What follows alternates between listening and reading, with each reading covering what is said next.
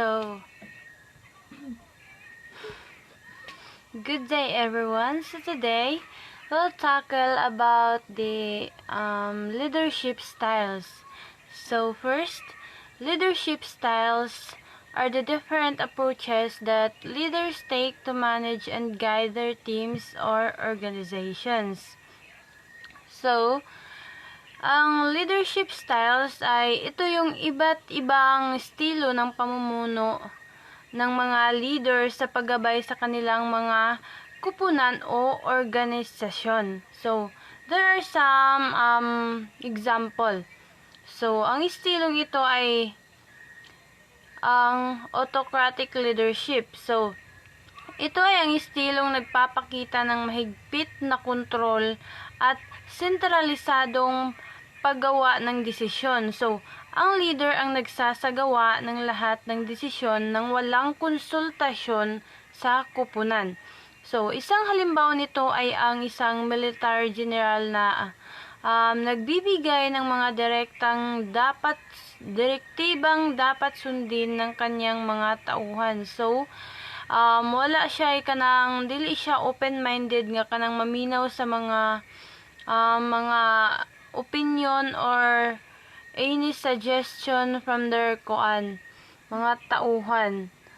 So, Blake and Moulton view leaders as capable of selecting from 81 possible styles in the grid, with the 5 styles mentioned in figure 5.2 as benchmark. So, first is the authority obedience. So, authority obedience is a leader's prioritize maximizing production by utilizing power, authority, and control. So, ang authority obedience ay ang pagtugon o pagsunod ng isang tao sa utos, alituntunin, o kapangyarihan ng isang otoridad. So, ito ay maipapakita sa pamamagitan ng pagsunod sa mga batas, regulasyon, o utos ng mga nasa mas mataas na posisyon o may higit na kapangyarihan. So, halimbawa ng authority obedience ay ang pagsunod ng isang empleyado sa mga utos ng kanyang mga boss sa trabaho, tulad ng pagsunod sa oras ng trabaho, paggawa ng mga prescribed na gawain, o pagsunod sa company policies. So, ito ay maaari rin ipakita sa pagiging disiplinado sa pagsunod sa mga batas ng isang bansa, tulad ng pagsunod sa traffic rules or pagbayad ng buwis. So, next is the country club management. So, country club management emphasizes positive feelings among colleagues and subordinates, even if production suffers as a result. So, ang country club management ay ang proseso ng pamamahala ng isang club o pribadong pasyalan na nag-aalok ng mga pasilidad at mga serbisyo para sa mga miyembro nito. So, ang layunin ng country club management ay mapanatili ang kalidad o kahusayan ng serbisyo, kasiyahan ng mga miyembro at pag-unlad ng club. So, halimbawa ng country club management ay ang pamamahala ng isang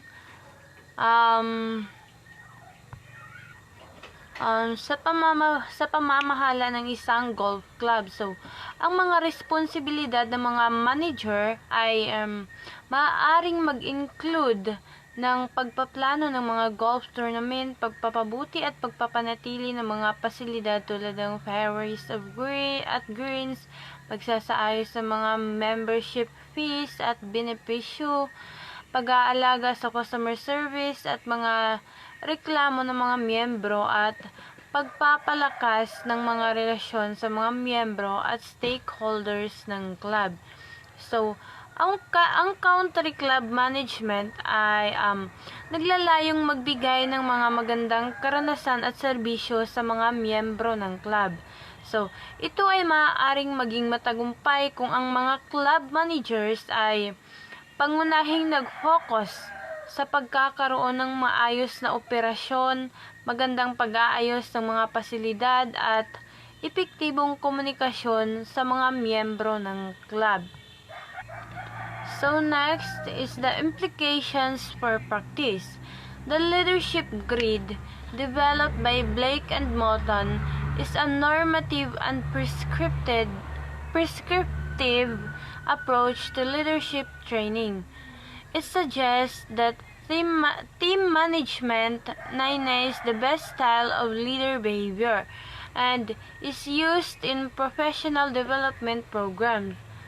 The grid encourages feedback from colleagues and subordinates, helping individuals analyze different leadership styles and achieve the one best way of team management, which combines optimal production and people concerns. So, ang implications for practice ay tumutukoy sa mga implikasyon o epekto ng isang konsepto o teorya sa maaaring gawin sa praktikal na larangan o application.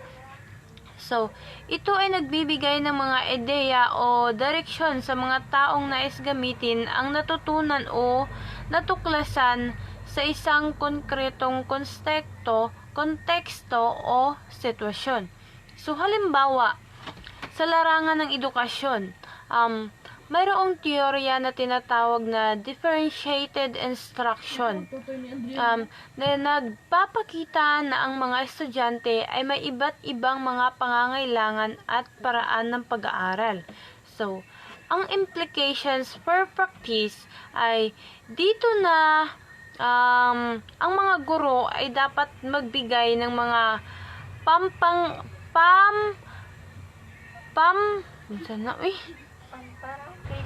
dapat ang mga guro ay magbigay ng mga pampagkalingang guro na mga materyales at mga gawain na tutugon sa mga pangangailangan ng bawat estudyante.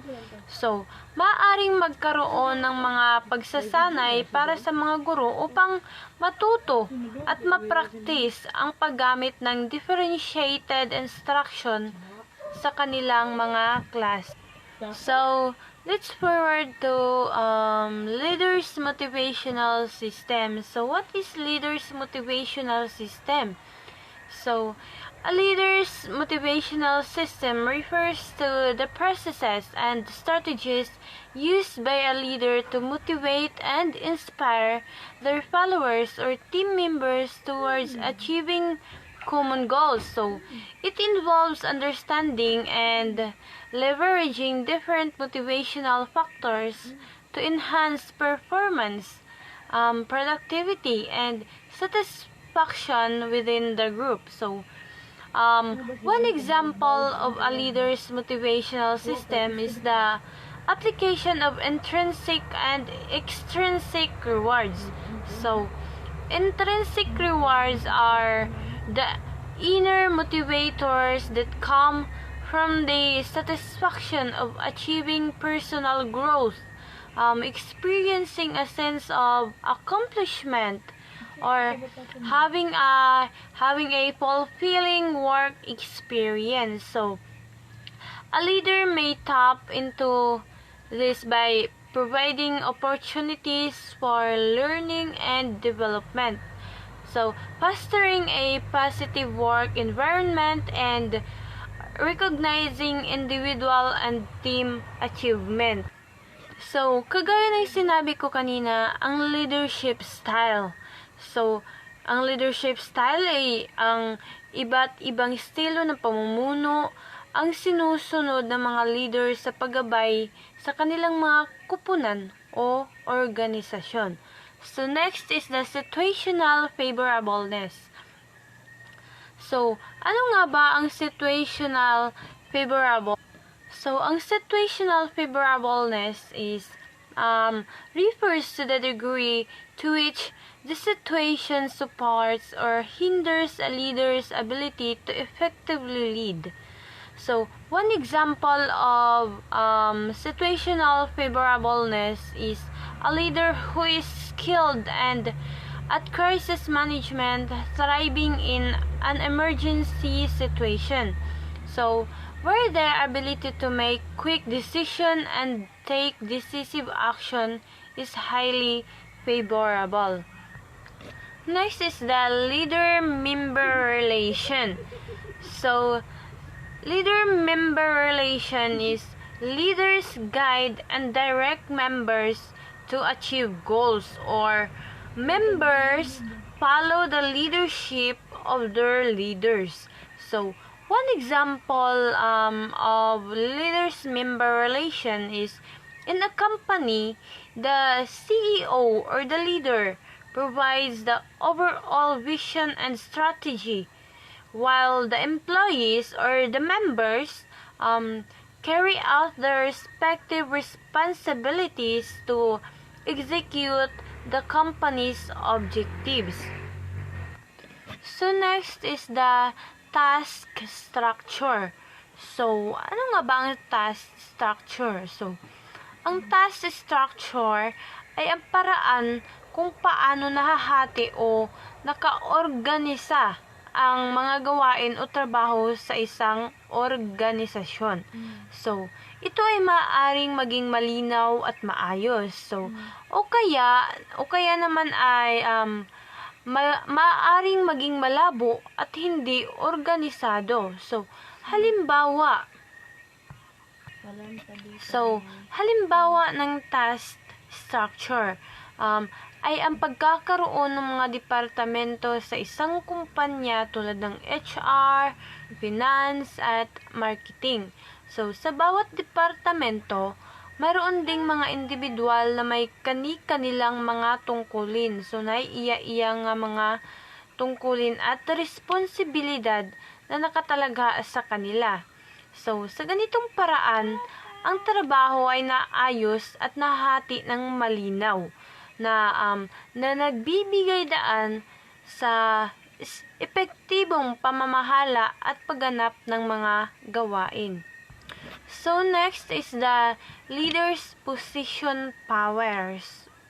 So, what is leader's position power? So, ito ay ang kapangyarihan o otoridad na kaugnay ng posisyon ng isang pinuno sa organisasyon. So, ito ay nagmumula sa kanilang opisyal na katungkulan at responsibilidad sa loob ng organisasyon. So, halimbawa ng leader's position power. So, first is decision-making authority. So, ang pinuno ay may kapangyarihan na magdesisyon at magpasya sa mga mahahalagang bagay sa kumpanya o organisasyon tulad ng pagpa-aproba ng mga proyekto o sa mga proyekto. So, paggawa ng mga palisiya at pagtatakda ng mga layunin ng organisasyon. Next example is resource allocation. So, ang pinuno ay may kontrol sa pag-alok ng mga mapagkukunan tulad ng pera, tao, at oras sa iba't ibang bahagi ng organisasyon. So, halimbawa nito ay ang pagtakda ng budget para sa mga proyekto at pagpapasya kung saan ilalaan ang mga ito. So, next is the hiring and firing. So, ang pinuno ay may kapangyarihan na magpasya kung sino ang ma-hire at kung sino ang ma-fire sa organisasyon. So, sila ang nagtataguyod ng mga proseso ng recruitment at selection, at sila rin ang nagpapasya sa mga disciplinary action kapag kinakailangan. So, sa pamamagitan ng kanilang position power, ang mga leader ay may kakayahang gumawa ng mga pagpapasya at mag-impluwensya sa takbo ng organisasyon. So, gayunpaman, ang kanilang epektibong paggamit ng kapangyarihan ay mahalaga upang mapanatili ang pagtitiwala at suporta ng kanilang mga tauhan.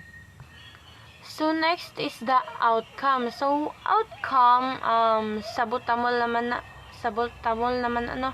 Ang outcome ay ang resulta o bunga ng isang gawain, desisyon, o proseso.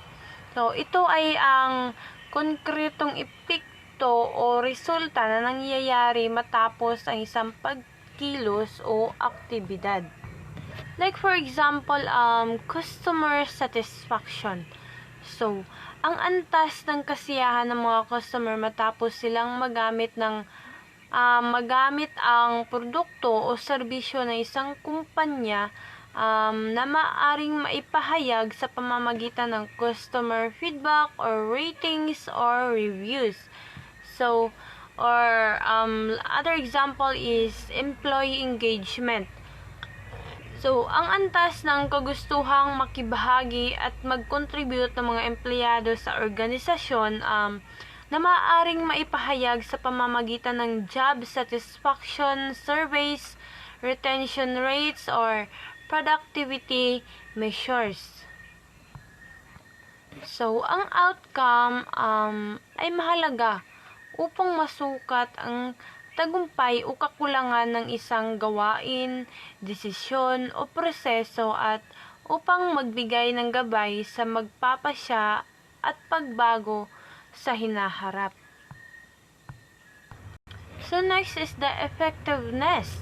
So, ang effectiveness ay ang kakayahan ng isang gawain, desisyon, o proseso na makamit ang layunin o tunguhin nito ng mabisang paraan. So, ito ay tumutukoy sa pagiging epektibo or epektibong pagpapatupad ng isang bagay sa pagtugon sa pangangailangan o problema. So, like for example, project management. So, ang isang proyekto ay tinuturing na epektibo kung naipatupad ito ng maayos at naabot ang mga target na deadline, budget, at mga layunin sa kalidad. So, other example is training program. So, ang isang programa ng pagsasanay ay epektibo kung ang mga kalahok ay natutunan ang mga kinakailangang kasanayan at kaalaman at nagagamit nila ito sa kanilang mga trabaho. So, sa bawat halimbawa ng effectiveness, ito ay sinusukat sa pamamagitan ng kakayahan ng isang gawain, desisyon o proseso na magdulot ng positibong resulta o bunga na naaayon sa inaasahang layunin o tunguhin. So, I think that's all and thank you for listening. God bless.